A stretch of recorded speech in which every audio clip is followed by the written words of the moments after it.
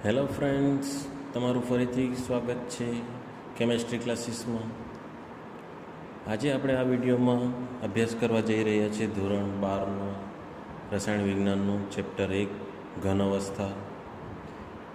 એનો ટોપિક છે ઘન પદાર્થોના ચુંબકીય ગુણધર્મો. તો આપણે ઘણા બધા આ ચેપ્ટરમાં આપણે ઘણા બધા ઘન પદાર્થો જોયા છે, એના પ્રકારો જોયા છે, એમની સ્ફટિક પ્રણાલી જોઈ છે. તો આવા જ ઘન પદાર્થો કયા કયા પ્રકારના ચુંબકીય ગુણધર્મો ધરાવી શકે, શાના કારણે, તો તે આપણે બધું આ વિડીયોમાં જોવા જઈ રહ્યા છે. તો સૌથી પહેલાં આપણા પાસે છે ઘન પદાર્થોના ચુંબકીય ગુણધર્મો. તો આ ઉદ્ભવે કેમ છે ચુંબકીય ગુણધર્મો?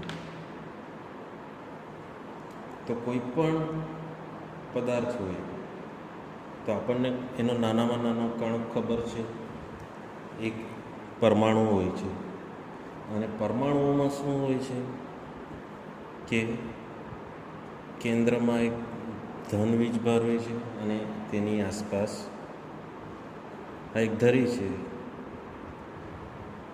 ઠીક છે, કેન્દ્રને દર્શાવવા માટે. અને કેન્દ્રની આસપાસ ઇલેક્ટ્રોન રહેલો હોય છે. તે શું કરે છે? આ કેન્દ્રની આસપાસ વર્તુળાકાર માર્ગે ગતિ કરે છે, ઠીક છે. એટલે કોઈ પણ પદાર્થ હોય તો એના નાનામાં નાનો કણ છે પરમાણુ. અને પરમાણુમાં શું રહેલો હોય છે? કેન્દ્રમાં ધન વીજભાર અને એની આસપાસ ઇલેક્ટ્રોન રહેલા હોય છે. તો આ ઇલેક્ટ્રોનના કારણે કેન્દ્રમાં ધન વીજભારની આસપાસ ગતિ કરે છે, બરાબર. તો એની ગતિના કારણે અમુક પદાર્થોમાં ચુંબકીય ક્ષેત્ર ઉદ્ભવે છે, અમુકમાં નથી ઉદ્ભવતું, અમુકમાં રદ થઈ જાય છે. એટલે એના માટે આપણા માટે એક શબ્દ વાપરવામાં આવ્યો છે કે ઇલેક્ટ્રોનની ગતિના કારણે કોઈ પણ પદાર્થ અમુક પ્રકારની ચુંબકીય ચાકમાત્રા દર્શાવે છે.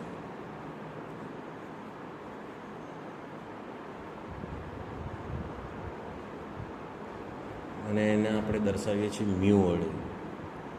તો આ ચુંબકીય ચાકમાત્રા કોના કારણે ઉદ્ભવે છે? તો પહેલી વસ્તુ છે કે ઇલેક્ટ્રોન કેન્દ્રની આસપાસ વર્તુળાકાર માર્ગે ગતિ કરે છે, એટલે તેને આપણે શું કહીએ છીએ? કેન્દ્રની આસપાસની કક્ષીય ગતિ. કેન્દ્રની આસપાસની કક્ષીય ગતિ, જે અહીંયા તમને જોવા મળે છે. આ પહેલું છે કે ઇલેક્ટ્રોન કેન્દ્રની આસપાસ વર્તુળાકાર માર્ગે ગતિ કરે છે, એના લીધે પણ ચુંબકીય ચાકમાત્રા ઉત્પન્ન થાય. અને બીજું એક વસ્તુ છે કે ઇલેક્ટ્રોન જે છે એ પોતાની ધરી પર પણ વર્તુળાકાર માર્ગે ગતિ કરે છે. એટલે અહીંયા ઇલેક્ટ્રોન બે પ્રકારની ગતિ કરે છે. પોતાની ધરી પર પણ વર્તુળાકાર માર્ગે ગોળ ગોળ ફરે છે અને કેન્દ્રની આસપાસ પણ પરિભ્રમણ કરે છે. એટલે આપણા પાસે બીજી હજુ ગતિ હતી કે પોતાની ધરીની આસપાસની ભ્રમણીય ગતિ.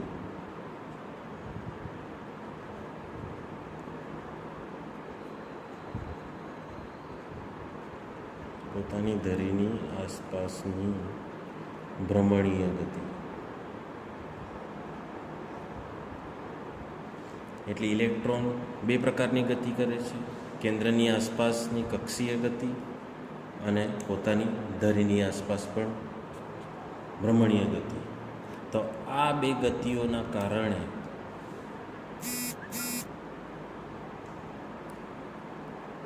આપણું જે કોઈ પણ ઘન પદાર્થ હોય તે કોઈક ને કોઈક પ્રકારની ચુંબકીય ચાકમાત્રા ધરાવે છે,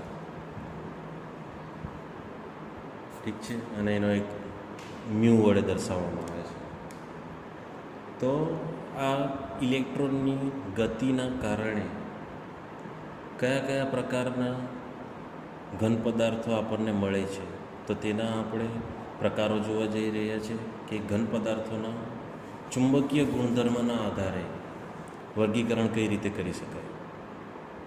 તો આપણા પાસે આવા 5 ચુંબકીય પદાર્થોના આધારે વર્ગીકરણ કરવામાં આવેલું છે. તો એના 5 પ્રકાર છે: અનુચુંબકીય, પ્રતિચુંબકીય, લોહચુંબકત્વ, પ્રતિલોહચુંબકત્વ અને ફેરોમેગ્નેટિઝમ. તો આપણે બધાનો આ અલગ અલગ અભ્યાસ કરતા જઈએ. તો આપણા પાસે સૌથી પહેલું છે અનુચુંબકીય પદાર્થ. પહેલું છે અનુચુંબકીય, જેને અંગ્રેજીમાં કહેવામાં આવે છે ડાયમેગ્નેટિક.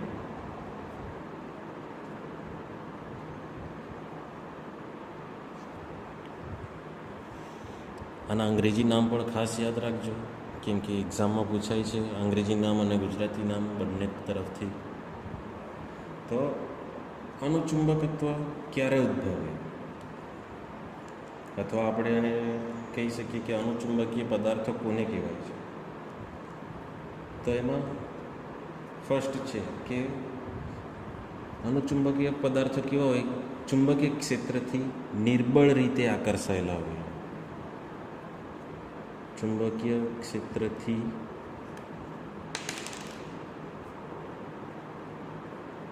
નિર્બળ રીતે આકર્ષાયેલા હોય.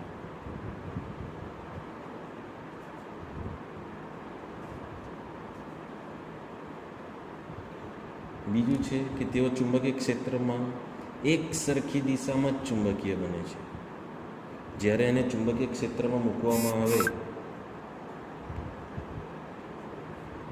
જ્યારે પણ આવા અનુચુંબકીય પદાર્થોને ચુંબકીય ક્ષેત્રમાં મૂકવામાં આવે તો એક જ સરખી દિશામાં ચુંબકીય બને. આપણે જાણીએ છીએ કે કોઈ પણ પદાર્થ હોય એને ચુંબકીય ક્ષેત્રના પ્રભાવમાં મૂકવામાં આવે તો અમુક હદ સુધી એ થોડા ને થોડા પ્રકારમાં ચુંબકીય બને છે. તો તેને ચુંબકીય ક્ષેત્રમાં મૂકવામાં આવે ત્યારે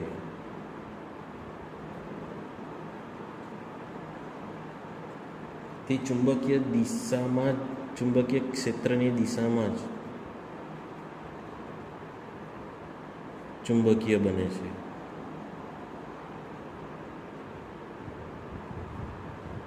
એટલે ધારો કે જો કે આપણે કોઈ એક પદાર્થ લીધો છે, ઠીક છે, તો તેમાં ઘણા બધા ઇલેક્ટ્રોન રહેલા હશે.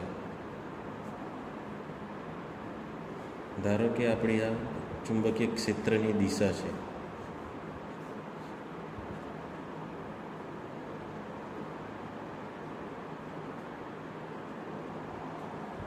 બરાબર, બધી ઉપરની તરફ ચુંબકીય ક્ષેત્રની દિશા છે. તો આપણા અનુચુંબકીય પદાર્થો શું કરશે કે ચુંબકીય ક્ષેત્રની દિશામાં જ ચુંબકીય બને. એટલે જે દિશામાં ચુંબકીય ક્ષેત્ર લાગુ પાડેલું હોય તે જ દિશામાં એમના ડોમેન્સ પણ ગોઠવાઈ જાય છે. અને આમની એક લાક્ષણિકતા એવી છે કે જો આ ચુંબકીય ક્ષેત્ર હટાડી લેવામાં આવે તો આ અનુચુંબકીય પદાર્થો ફરીથી એનું ચુંબકત્વ ગુમાવી દે છે. એટલે કે ચુંબકીય ક્ષેત્રની ગેરહાજરીમાં તે ચુંબકત્વ ગુમાવે છે.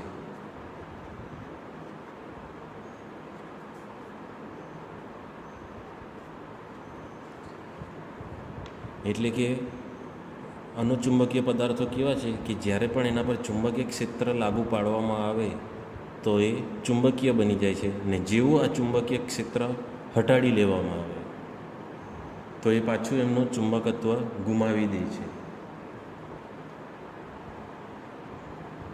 ને આવું કેમ થાય છે? કેમ કે અનુચુંબકીય પદાર્થો અથવા ડાયમેગ્નેટિક પદાર્થોમાં અયુગ્મિત ઇલેક્ટ્રોન રહેલા હોય છે. અનુચુંબકીય પદાર્થોમાં એક અથવા વધારે ઇલેક્ટ્રોન અયુગ્મિત રહેલા હોય. એટલે કોઈ પણ પદાર્થ હોય કે જેમાં એક અથવા વધારે ઇલેક્ટ્રોન અયુગ્મિત રહેલા હોય તો તેને કારણે અનુચુંબકત્વ ઉત્પન્ન થાય છે.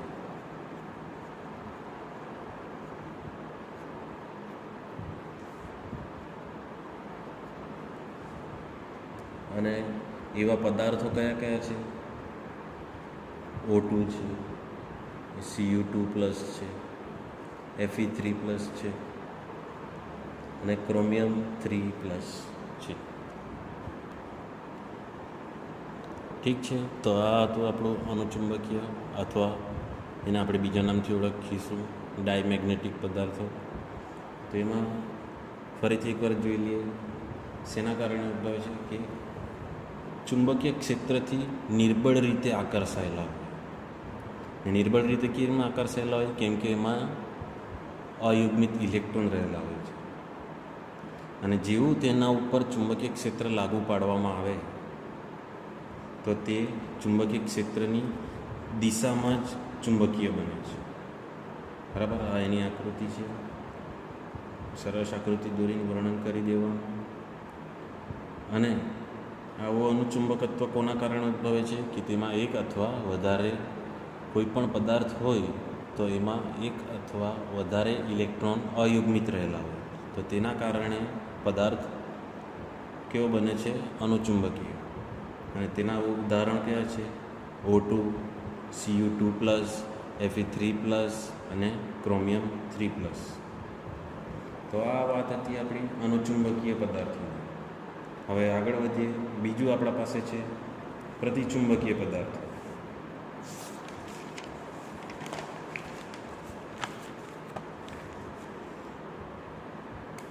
તો પ્રતિચુંબકીય પદાર્થો એને આપણે બીજા નામથી ઓળખીએ છીએ પેરામેગ્નેટિક.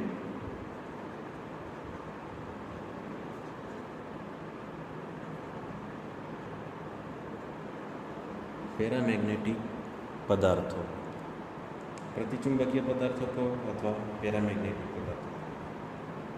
તો એમાં શું થાય છે કે પ્રતિચુંબકીય પદાર્થો ચુંબકીય ક્ષેત્રથી નિર્બળ રીતે અપાકર્ષાયેલા હોય. અનુચુંબકીયમાં શું હતું? નિર્બળ રીતે આકર્ષાયેલા હોય. અને પ્રતિચુંબકીય પદાર્થો કેવા હોય છે? ચુંબકીય ક્ષેત્ર પ્રત્યે નિર્બળ રીતે અપાકર્ષણેલા હોય અથવા નિર્બળ રીતે અપાકર્ષણ અનુભવે. અને જ્યારે પણ એના પર ચુંબકીય ક્ષેત્ર લાગુ પાડવામાં આવે છે તો એ ચુંબકીય ક્ષેત્રથી વિરુદ્ધ દિશામાં ચુંબકીય બને. ચુંબકીય ક્ષેત્રથી વિરુદ્ધ દિશામાં ચુંબકીય બને.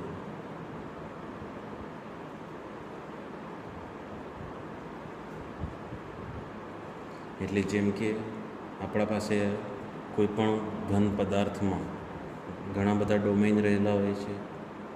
તો એ ડોમેઇનને આપણે આ રીતે દર્શાવીએ. એમાં ઇલેક્ટ્રોન રહેલા હોય છે. તો ધારો કે કોઈ પ્રતિચુંબકીય પદાર્થ છે તો એના ઉપર આપણે ચુંબકીય ક્ષેત્ર લાગુ પાડ્યું.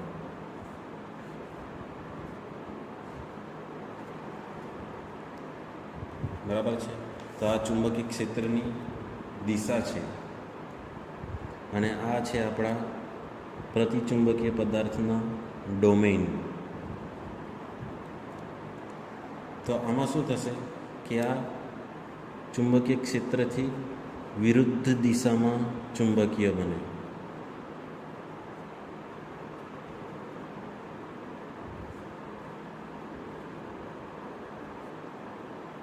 અને આપણું ચુંબકીય ક્ષેત્ર ઉપરની તરફ છે તો પ્રતિચુંબકીય પદાર્થો શું કરશે? નીચેની દિશામાં ચુંબકીય બનશે.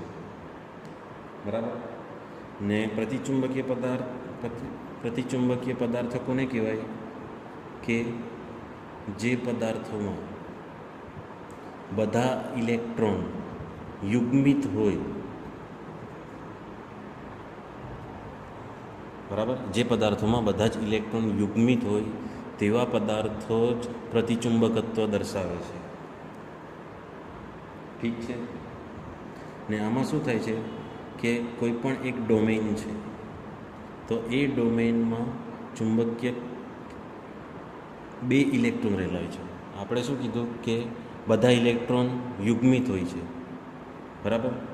તો આવી રીતે બધા ડોમેઇનમાં 2 ઇલેક્ટ્રોન હશે તો શું થાય?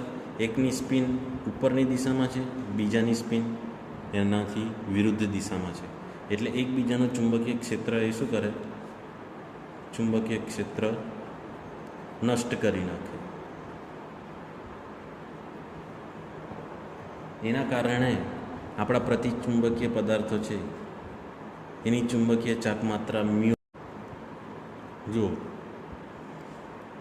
તો આપણા પ્રતિચુંબકીય પદાર્થો જે છે તેમાં શું થાય છે કે એકબીજાનું ચુંબકીય ક્ષેત્ર નષ્ટ કરે છે. એના કારણે જે આપણી ચુંબકીય ચાક માત્રા છે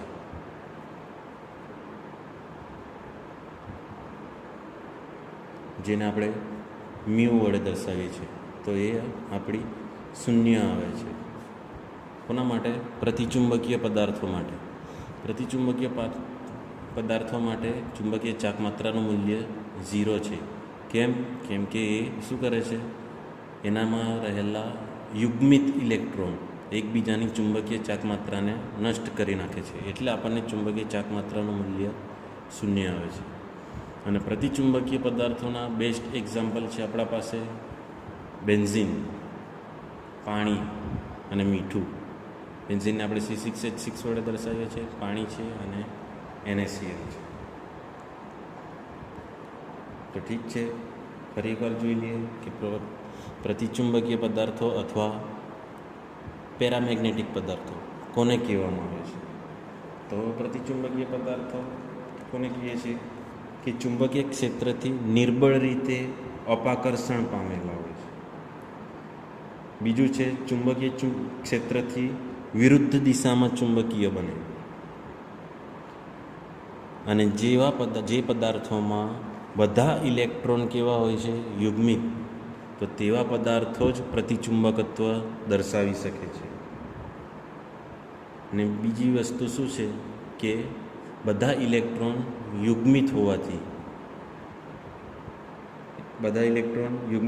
શું થાય કે જે પણ એમની ચુંબકીય ચાક માત્રા હોય તે એકબીજાની નષ્ટ કરી નાખે છે. કેમ કે એકની સ્પિન ઉપરની દિશામાં હશે, બીજાની સ્પિન એનાથી વિરુદ્ધ દિશામાં, એટલે એકબીજાની ચાક માત્રા નષ્ટ કરી નાખે છે. એના કારણે એની ચુંબકીય ચાક માત્રા પણ 0 આવે છે. આના કારણે એ ચુંબકીય ગુણધર્મ ગુમાવે છે, બરાબર છે? અને એના એક્ઝામ્પલ છે પાણી, મીઠું અને બેન્ઝીન. તો હવે હજુ આગળ વધીએ. આપણા પાસે ત્રીજો છે લોહ ચુંબકત્વ. બરાબર, ત્રીજો પદાર્થ છે આપણા પાસે લોહ ચુંબકત્વ.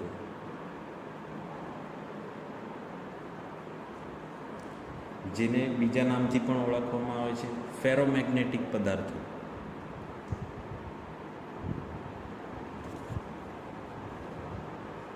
બરાબર, નામ બરાબર યાદ રાખજો, ફેરોમેગ્નેટિક. આ સિવાય બીજું પણ આવશે આપણા પાસે ફેરી મેગ્નેટિક.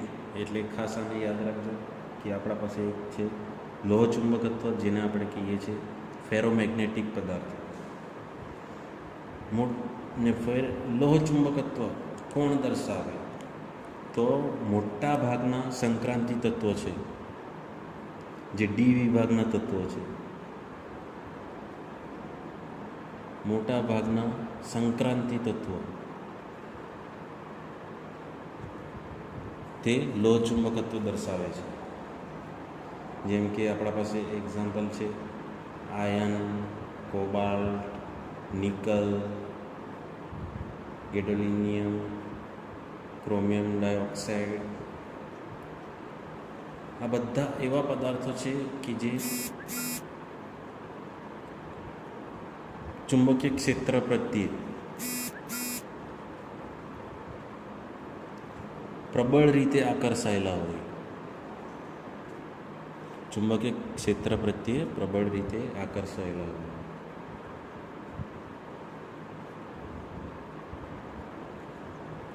તેવા પદાર્થોને આપણે લોહ ચુંબકત્વ અથવા ફેરોમેગ્નેટિક પદાર્થ તરીકે ઓળખીશું. અને આનો ખાસ એક ગુણધર્મ છે કે લોહ ચુંબકત્વ એ કાયમી ચુંબક બનવાનો ગુણધર્મ ધરાવે છે. એટલે કે કાયમી ચુંબક બની શકે છે. એટલે તમને એક્ઝામમાં પણ પૂછવામાં આવશે કે કયા પ્રકારના ઘન પદાર્થો કાયમી ચુંબક બની શકે. તો એ છે આપણા પાસે લોહ ચુંબકત્વ પદાર્થો, એટલે કે ફેરોમેગ્નેટિક પદાર્થો કાયમી ચુંબક બનવાની ક્ષમતા ધરાવે છે. તો એ કઈ રીતે? તો આપણે પહેલાં કોઈ પણ એક પદાર્થ લઈ લઈએ સંક્રાંતિ તત્વમાં, કે જેમાં ઘણા બધા ઇલેક્ટ્રોન ગોઠવાયેલા હશે સમૂહમાં. કેમ કે ઘન પદાર્થ છે તો એમાં ઘણા બધા પરમાણુઓ એકબીજાની પાસે ગોઠવાયેલા હશે. એવી રીતે બધા પરમાણુઓ અમુક અંતરે ગોઠવાયેલા હશે. તો આ રીતે બધા પરમાણુઓ ગોઠવાયેલા હશે અને તેમની ચુંબકીય ચાક માત્રાની દિશા બધાની જુદી જુદી હશે. એટલે કે જો હવે કોઈ પણ ઘન પદાર્થ છે, બરાબર, સંક્રાંતિ તત્વમાંનો કોઈ પણ એક ઘન પદાર્થ લીધો તો તેના અમુક પરમાણુઓ ભેગા થઈને આ દિશામાં ચુંબકીય ગુણધર્મ ધરાવે, અમુકના હશે આ દિશામાં, અમુકના બીજી દિશામાં. એ રીતે બધા અલગ અલગ દિશામાં પોતાનું ચુંબકત્વ દર્શાવતા હશે. એના કારણે શું થાય કે આપણને નોર્મલ સામાન્ય અવસ્થામાં ચુંબક તરીકે વર્તતા નથી. કોઈ પણ ધાતુ લઈ લો આપણે ડી વિભાગની, તો એ ચુંબક તરીકે વર્તતા નથી. આ ક્યારની પરિસ્થિતિ છે કે જ્યારે એના પર ચુંબકીય ક્ષેત્ર લાગુ પાડવામાં આવતું નથી ત્યારે. એટલે ચુંબકીય ક્ષેત્ર લાગુ પાડ્યા પહેલાંની સ્થિતિ.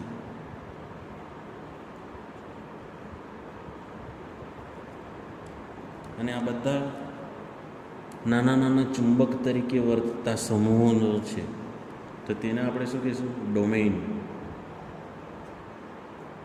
બરાબર? કે તમને ટૂંકમાં પ્રશ્ન પણ પૂછવામાં આવે કે ડોમેઇન કોને કહેવામાં આવે છે? તો ડોમેઇન કોને કહેવામાં આવે કે ઘન અવસ્થામાં ફેરોમેગ્નેટિક પદાર્થોના જે ધાતુના આયનો છે એ નાના નાના આવા વિસ્તારોમાં એક સમૂહ તરીકે ગોઠવાઈ જાય છે. તો આ નાના નાના સમૂહોને શું કહેવાશે? ડોમેઇન. બરાબર? ને આ દરેક ડોમેઇન જે છે એ એક નાના ચુંબક તરીકે વર્તે છે. બરાબર? આ બધા પોતપોતાની રીતે ચુંબક તરીકે વર્તે છે, પણ બધાની દિશા કેવી છે? જુદી જુદી. એના કારણે એ આપણે ઓવરઓલ જોવા જઈએ કે આખો એક પદાર્થ બધાની ચાકમાત્રા જુદી જુદી હશે, એટલે એકબીજાની ચાકમાત્રા નષ્ટ કરી નાખે. એના કારણે એ ચુંબક તરીકે વર્તતા નથી સામાન્ય પરિસ્થિતિમાં. બરાબર? એટલે બધા અસ્તવ્યસ્ત ગોઠવણી અનુભવેલી છે. પણ જ્યારે પણ આના ઉપર ચુંબકીય ક્ષેત્ર લાગુ પાડવામાં, તો આપણે બીજું લખી દઈએ કે ચુંબકીય ક્ષેત્ર લાગુ પાડ્યા બાદની સ્થિતિ. તો આના ઉપર જ આપણે ચુંબકીય ક્ષેત્ર લાગુ પાડીએ તો આપણા પાસે ઘણા બધા ડોમેઇન છે.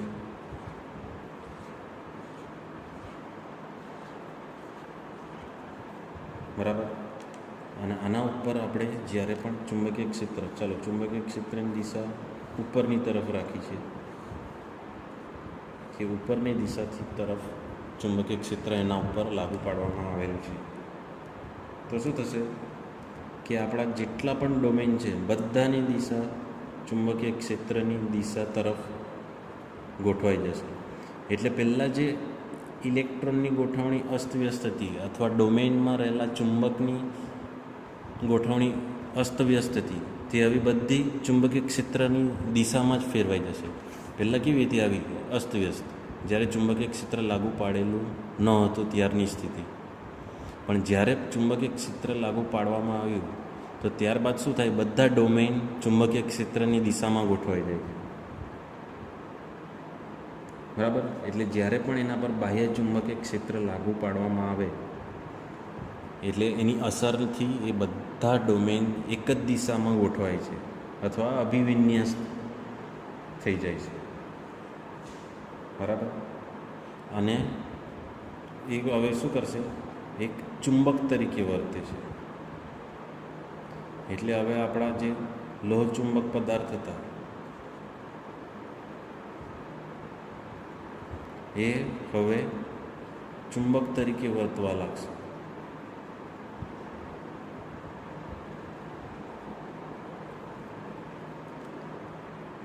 હવે એના પછી શું કરવામાં આવે છે કે ધીમે ધીમે આ ચુંબકીય ક્ષેત્ર જે છે એ આ પદાર્થ પરથી દૂર કરવામાં આવે. એટલે ચુંબકીય ક્ષેત્ર આપણે હવે એના પરથી દૂર કરી દેવાનું છે. તો પણ આ બધા જે ડોમેન્સ છે એની દિશા હવે ફરીથી બદલાતી નથી.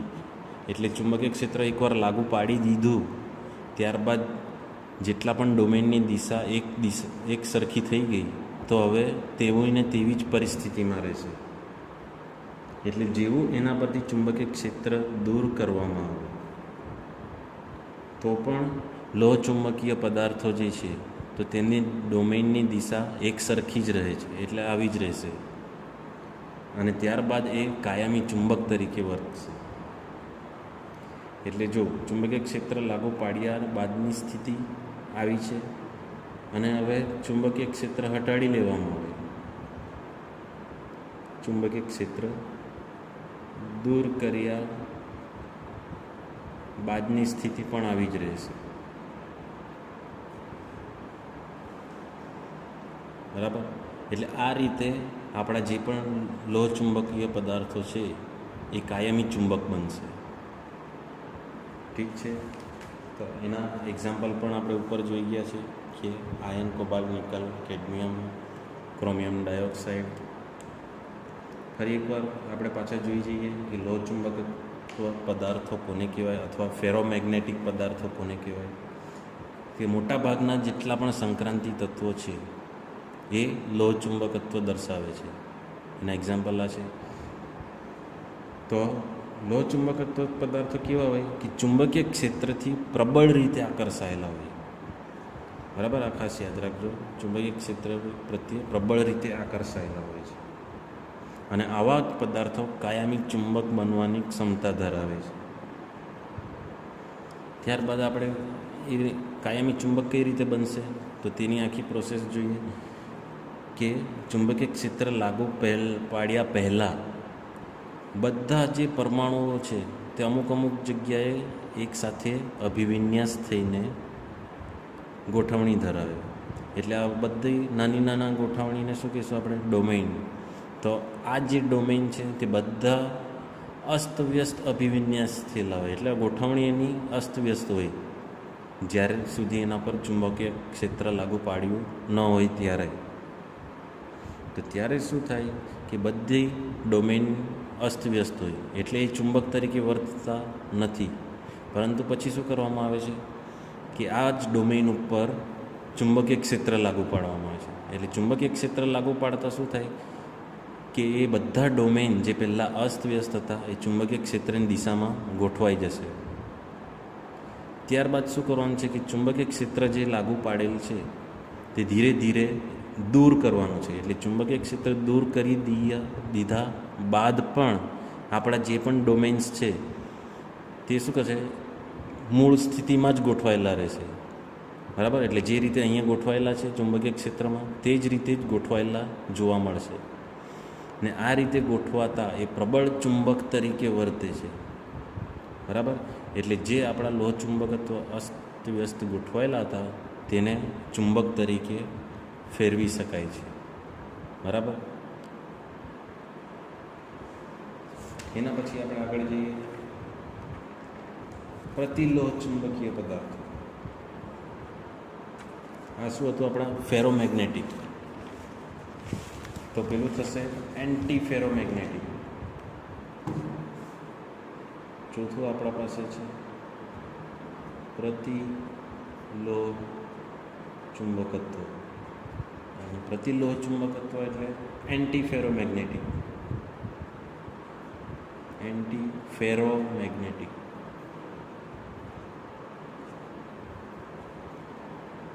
બરાબર. એનું આપણા પાસે એક એક્ઝામ્પલ છે મેંગેનીઝ ઓક્સાઇડ MnO. આવા પદાર્થો પ્રતિલોહ ચુંબકત્વ દર્શાવે છે.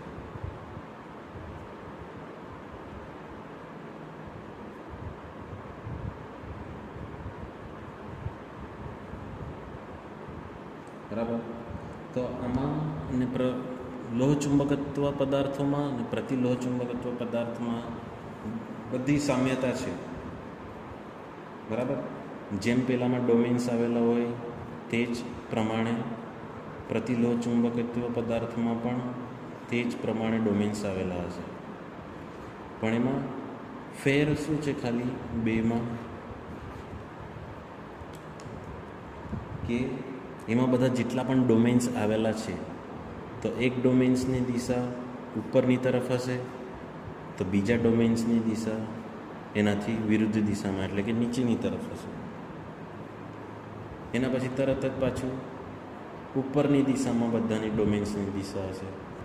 એના પછી એનાથી વિરુદ્ધ નીચેની દિશામાં ડોમેન્સ ગોઠવાયેલા હશે.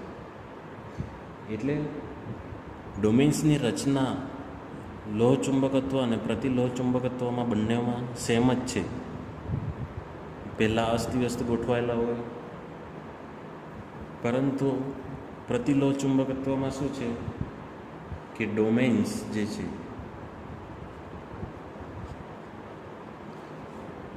એકબીજાથી વિરુદ્ધ દિશામાં અભિવિન્યાસ થયેલા હશે.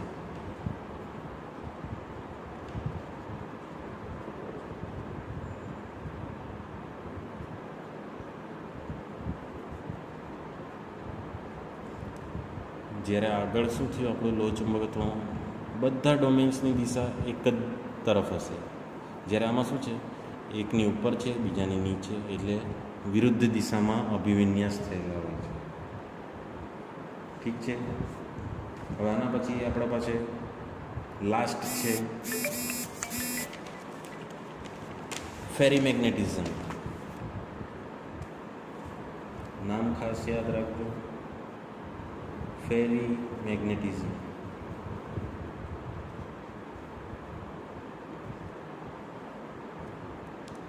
બરાબર.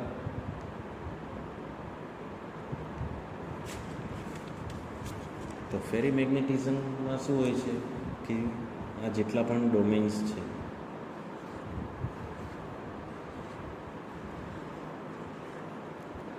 બધા પદાર્થોમાં ડોમેન્સ આવેલા જ હશે, પણ આમની વિશેષતા શું છે કે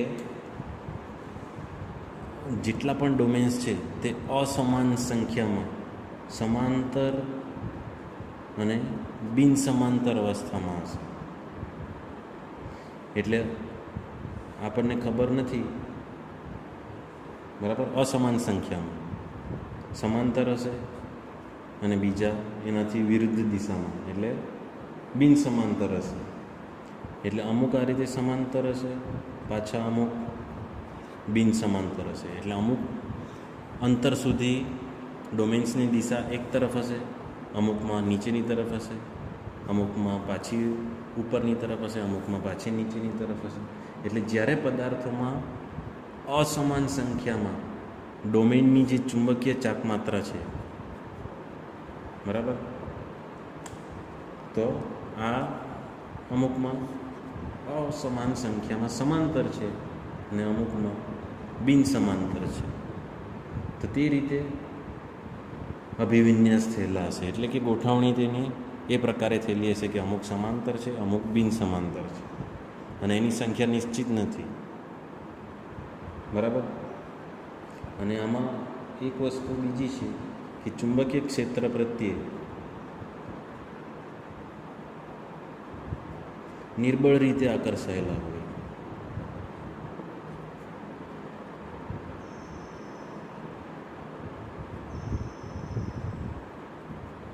બરાબર. કેમ કે આમાં અસમાન ડોમેન્સ, આપણા જેટલા પણ ડોમેન્સ છે તે અસમાન સંખ્યામાં છે ને સમાંતર છે, અમુક બિન સમાંતર છે. એના કારણે અમુક ચુંબકીય ચાકમાત્રા દર્શાવે, એટલે એના કારણે નિર્બળ રીતે આકર્ષાયેલા હોય છે. ને એના એક્ઝામ્પલ છે આપણા પાસે Fe3O4, જેને મેગ્નેટાઇટ નામથી ઓળખવામાં આવે છે, મેગ્નેટાઇટ. અને બીજું છે ફેરાઇટ. એ મિશ્રણ છે MgFe2O4 અને ZnFe2O4. મેગ્નેશિયમ અને ઝિંકના Fe2O4નું મિશ્રણ છે, જેને ઓળખવામાં આવે છે ફેરારાઇટ.